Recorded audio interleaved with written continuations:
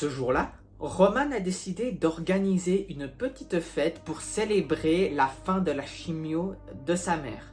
Mais elle n'avait pas très envie de commencer à cuisiner, de faire un grand repas, alors elle s'est dit pourquoi pas engager un traiteur cuisinier qui puisse venir à la maison. Vous savez, aux États-Unis, ça se fait beaucoup, ou en France aussi, je pense que ça se fait beaucoup, où ils engagent un traiteur cuisinier, il vient directement avec la marchandise chez vous et il prépare devant vous la nourriture pour les gens qui vont venir.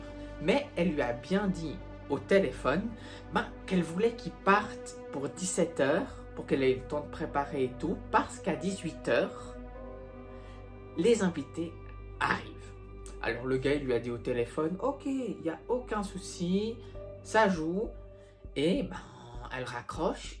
Et le lendemain, le gars sonne à midi. Il est venu à midi bien en avance pour pouvoir commencer le repas. Et Roman, quand elle ouvre la porte, la première chose qu'elle découvre, c'est que le gars sent vraiment pas bon.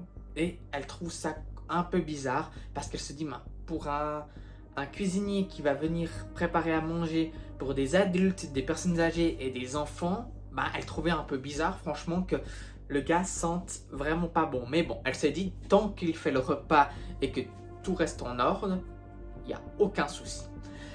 L'après-midi a commencé et le cuisinier est un peu relou pour Roman parce qu'il vient en fait tout le temps la déranger, soit pour lui poser des questions, soit pour lui demander de goûter quelque chose. Et puis Roman, ça la saoule parce qu'elle se dit, j'ai pas payé un gars pour qu'il puisse tout le temps venir me déranger pour faire goûter des trucs ou pour me demander mon avis.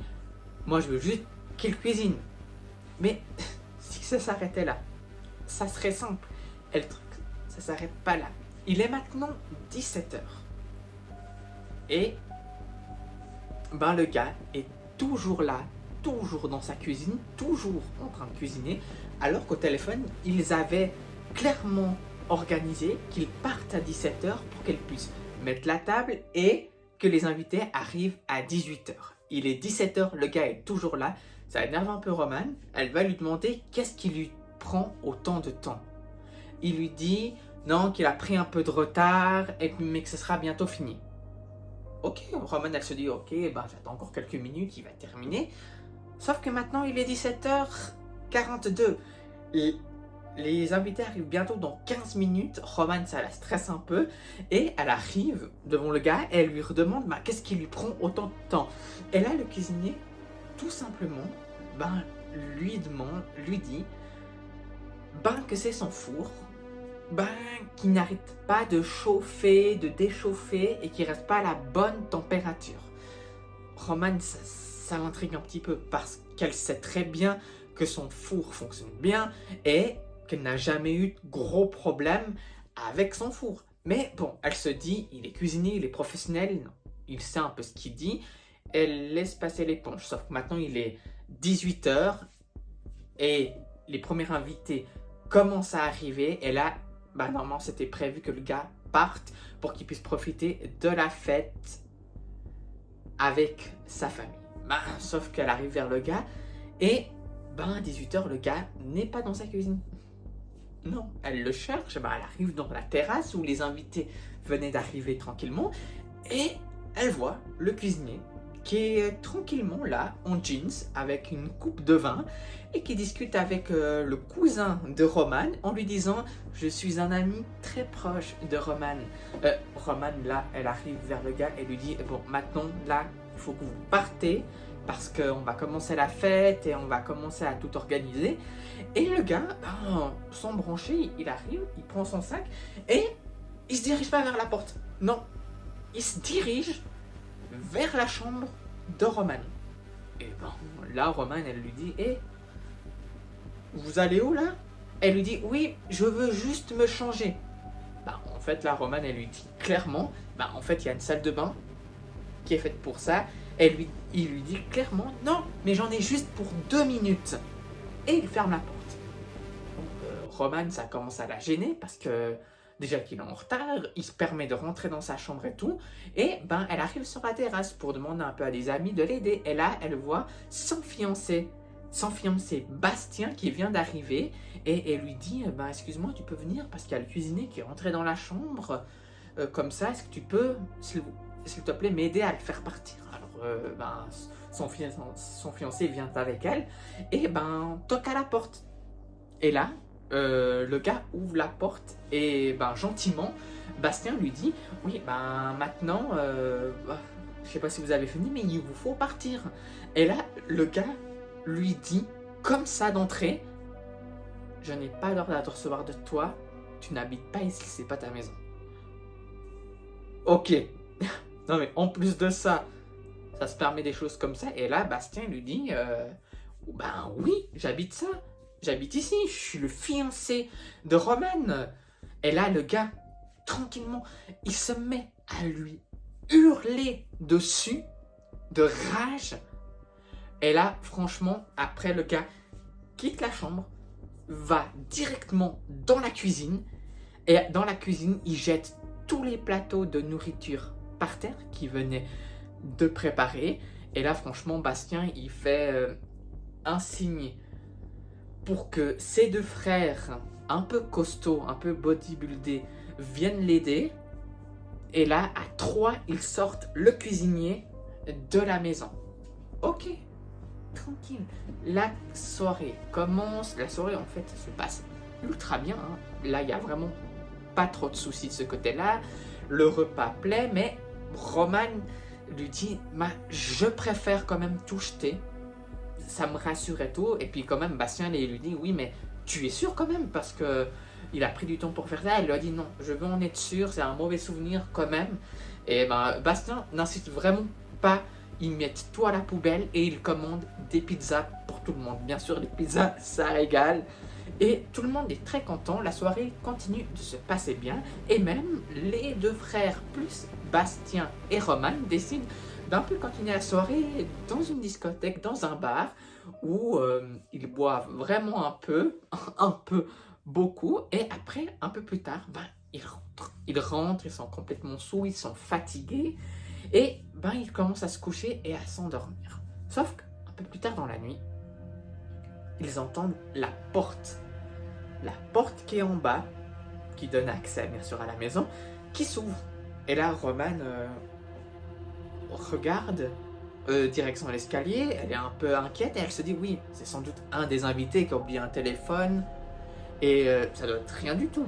Alors elle secoue un petit peu Bastien en lui disant ouais, j'ai entendu la porte et tout, et lui dit tout simplement oui, c'est sans doute mes frères qui sont venus parce qu'ils ont oublié leur téléphone et tout. Alors les deux ne se soucient pas trop de la suite, et là ils entendent un énorme boum et Bastien regarde Roman et lui dit va te cacher dans le dressing.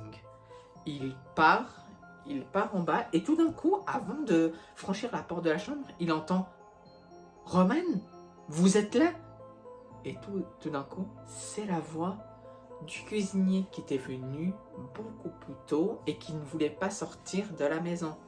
Et là, tout d'un coup, le gars était complètement torse nu, complètement. Et il était en train de décrocher des photos de Roman du mur et il les portait comme ça. Et après, il s'approcha de Roman, mais Bastien s'imposa, se mettant entre Roman et le gars et lui dit maintenant il vous faut partir, on a appelé la police. Et là le gars il lui dit non, je veux juste savoir si Roman va bien. Et là Roman lui dit mais pourquoi me demander si je vais bien? Et là le gars commence encore plus à s'approcher et Bastien se retourne face à Roman en lui disant ne parle plus avec lui, c'est en train d'aggraver la situation. Et là le gars commence à piquer une énorme crise, il lâche les photos de Roman par terre, se dirige vers la cuisine et commence à tout foutre en bas, à tout casser et à s'énerver. Et Bastien ne s'interpose pas, laisse faire les choses et la police commence à arriver tranquillement. Ils rentrent dans la maison et ils disent clairement au gars c'est bon, arrêtez, lâchez ce que vous avez dans les mains. Le gars avait en fait un couteau et il s'apprêtait à commettre un meurtre et il ne veut pas obtempérer face à la police. Alors là, ils sont obligés de le taser, de lui foutre les menottes. Et quand il le raccompagne directement vers la voiture de police, il dit « Mais Roman et moi, on est faux amoureux, on est fait pour être ensemble. Elle a choisi un bad boy alors que moi, je suis juste un artiste. » Il l'embarque et tout. Et si ça s'arrêtait là, ça serait chouette. Sauf que l'histoire continue un petit peu parce qu'on apprend qu'ils l'ont mis du coup en prison. Et depuis la prison, il écrit une lettre de 3 pages à Roman et qu'il lui envoie. Sauf que Bastien est là pour intercepter la lettre avant et pour pas ne la montrer à Roman pour pas lui faire peur. Et tout simplement, il l'envoie à la police. Et l'histoire, après, elle a été classée sans suite parce que le gars est en prison et il a été jugé pour ce qu'il a fait et ce qu'il s'apprêtait de faire.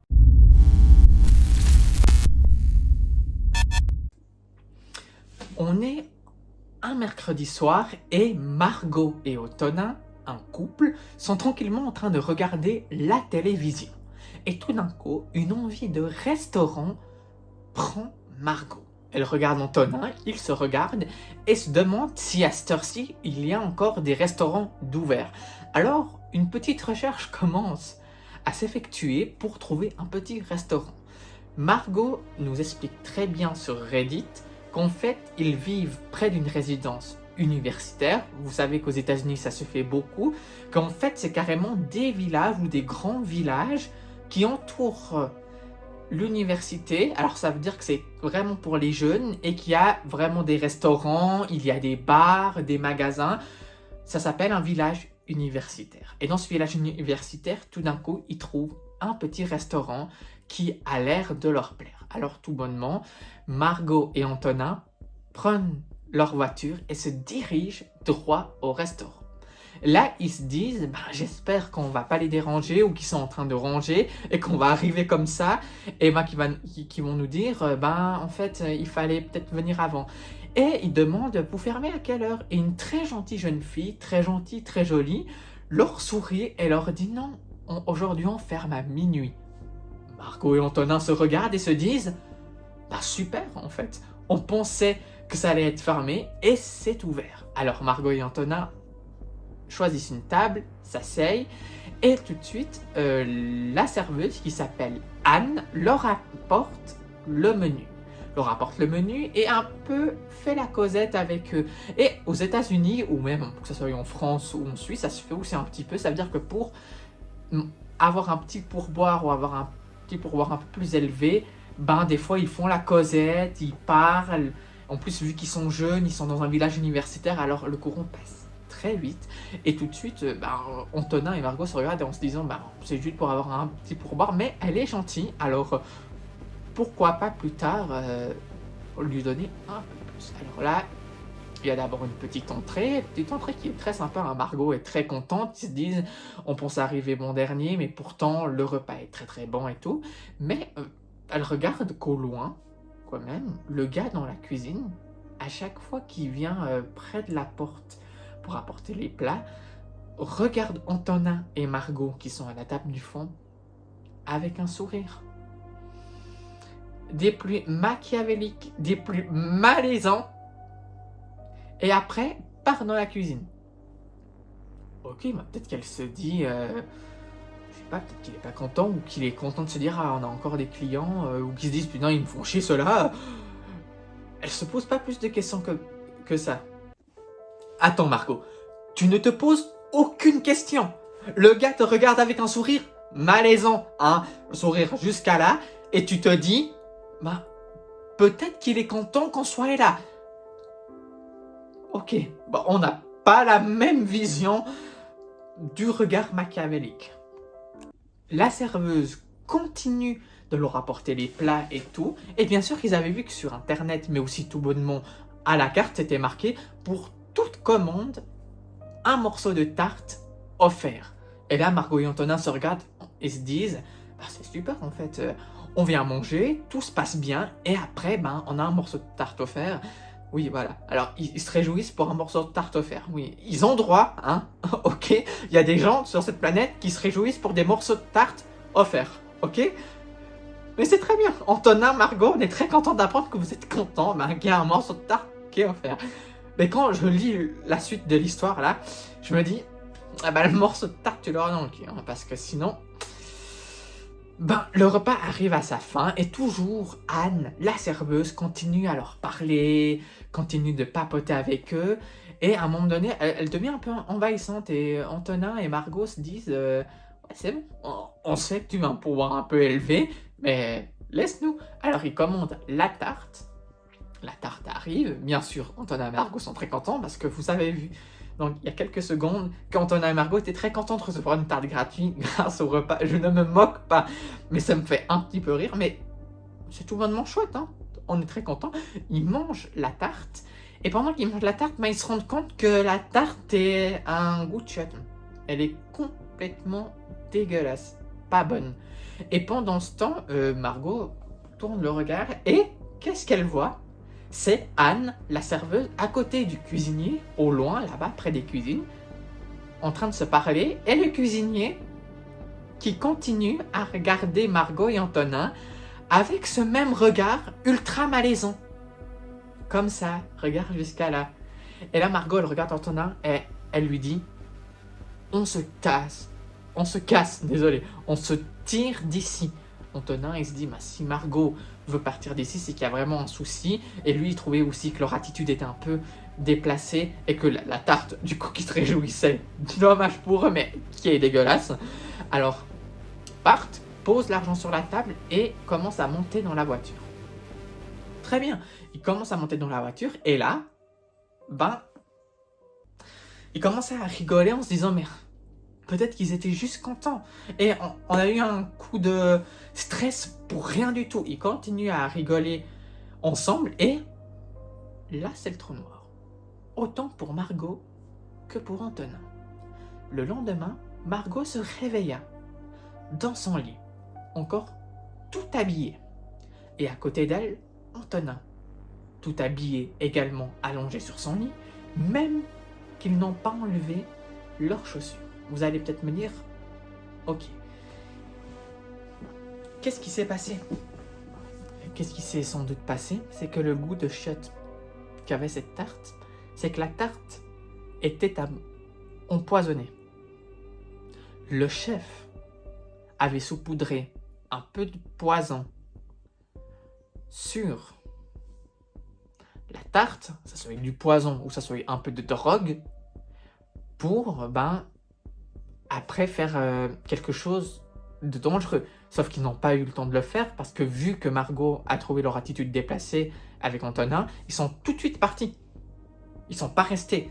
Alors, allez savoir si ils commençaient à avoir le trou noir et un malaise dans le restaurant, qu'est-ce qui allait se passer pour eux en fait? Qu'est-ce que la serveuse, Anne, et le cuistot qui avait son regard ultra malaisant, moi j'aimerais jamais que quelqu'un me regarde comme ça, hein, allez leur faire. Alors tout de suite, elle essaye d'appeler la police, et la police, le truc c'est que ils ne peuvent rien faire. Ils disent à Margot, vous avez fait un trou noir. Ok, la tarte était dégueulasse. Ok, vous avez eu une sensation, leur attitude était déplacée. Mais rien ne prouve qu'ils vous ont vraiment fait quelque chose. Et Margot était très frustrée, et l'histoire se termine là. Mais moi, si j'étais Margot, j'irais à un hôpital ou chez mon médecin pour directement faire une prise de sang, pour voir en fait qu'est-ce qu'ils ont injecté dans cette tarte. C'est mon point de vue, c'est ce que j'aurais fait. Ahmed est un Américain qui est parti vivre aux États-Unis dans les années 1990.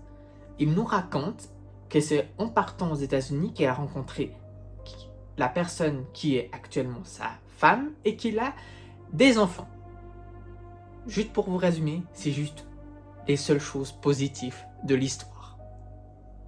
Parce que le reste, j'espère juste ne jamais vivre ce que Ahmed a vécu.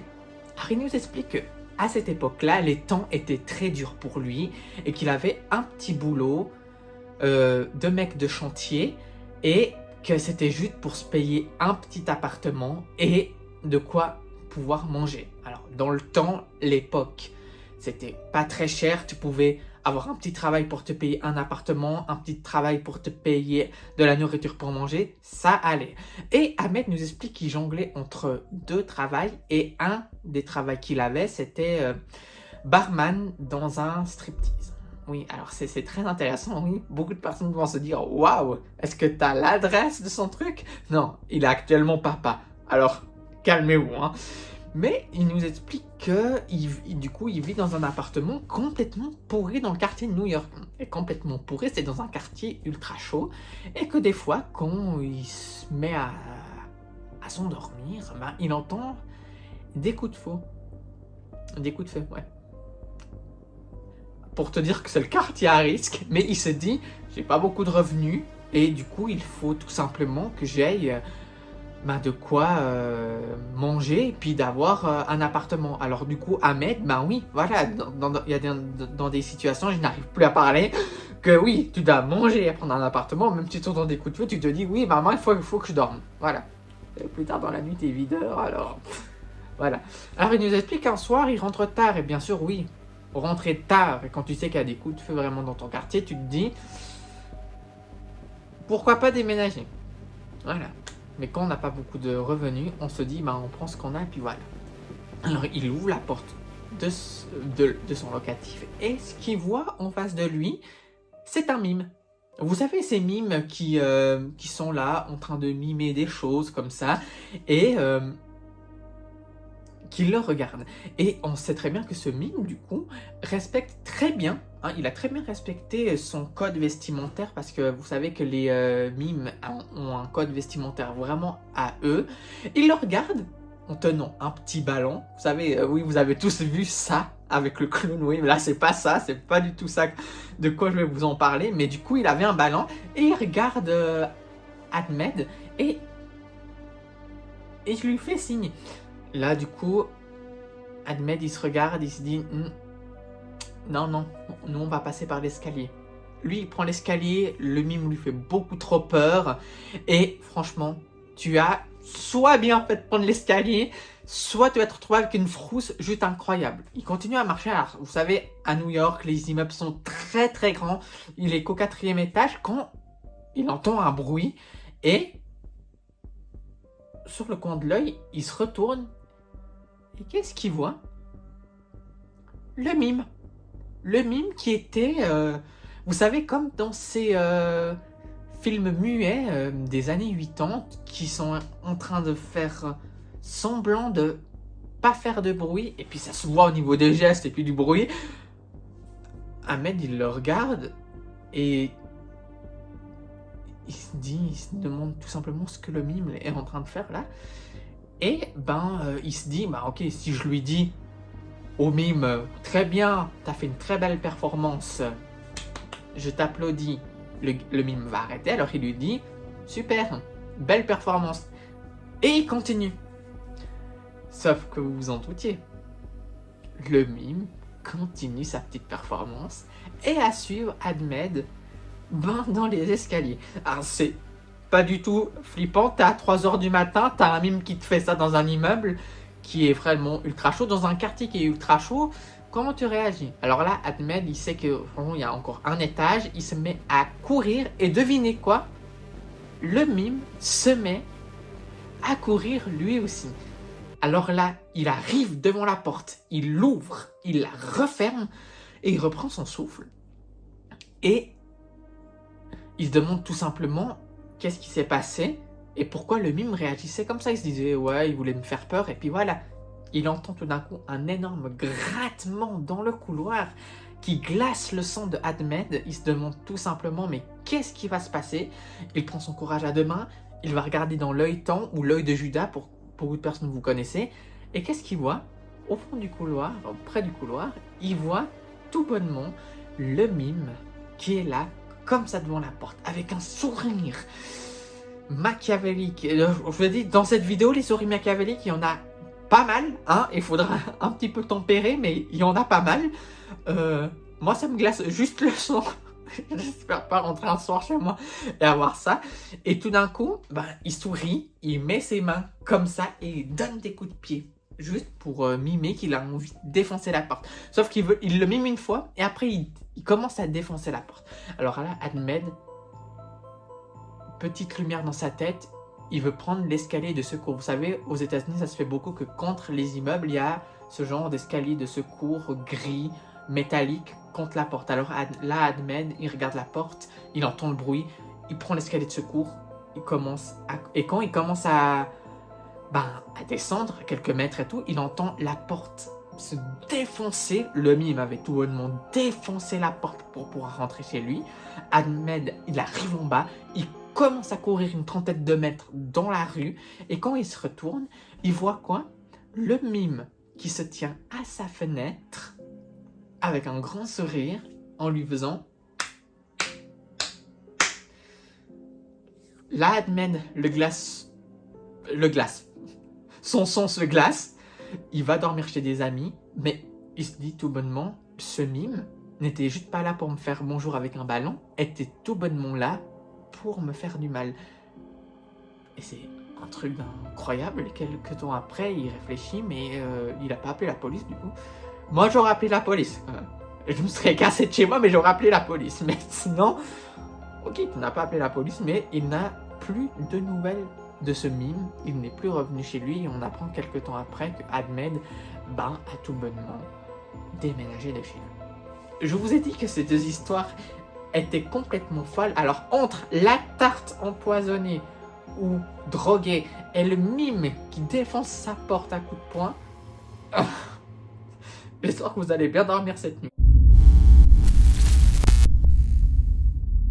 Cette histoire m'est arrivée lorsque j'avais 26 ans. Je suis une femme. J'avais besoin d'essence, et il était environ 23h, un samedi. Je me suis arrêté à une station-service qui est généralement très fréquentée. Mais ce soir-là, la station était complètement vide. Pas une voiture en vue. J'habite en Alaska, et il faisait très froid cette nuit-là.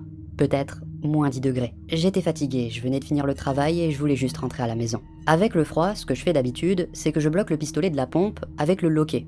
Et je m'assois dans ma voiture le temps que le réservoir se remplisse. Mais cette fois-ci, je sais pas pourquoi, mais j'ai eu un sentiment étrange. Mon intuition me disait que je devais rester près de la pompe. Alors c'est ce que j'ai fait. J'ai commencé à pomper de l'essence lorsqu'une voiture, une berline dorée, s'est arrêtée juste à côté de moi. Pour une raison quelconque, je me sentais très méfiante. Un homme est sorti de la voiture et il a commencé à nettoyer ses vitres, qui étaient déjà propres. Il a ensuite remis la raclette et il s'est approché de moi. Il m'a demandé si je pouvais l'aider à mettre du liquide d'essuie-glace dans sa voiture, car il a remarqué sur la route qu'il n'en avait plus. Et il m'a dit qu'il ne savait pas comment ouvrir le capot. J'ai rigolé, et je lui ai dit que je ne savais pas non plus. Ce qui était un mensonge. Il n'arrêtait pas de s'approcher de moi tout en essayant de m'attirer vers sa voiture, en disant qu'il y avait quelque chose sous son siège qu'il ne pouvait pas atteindre, parce qu'il était trop grand. Je suis toute petite. Et cet homme était grand et débraillé, le genre de mec qui vit de la nature sauvage de l'Alaska. Je panique un petit peu et j'appuie sur le bouton d'appel de la pompe. Il recule d'un pas et commence à retourner à sa voiture. Mon regard se pose alors à l'intérieur de celle-ci et je remarque que ses portes intérieures n'ont pas de poignée.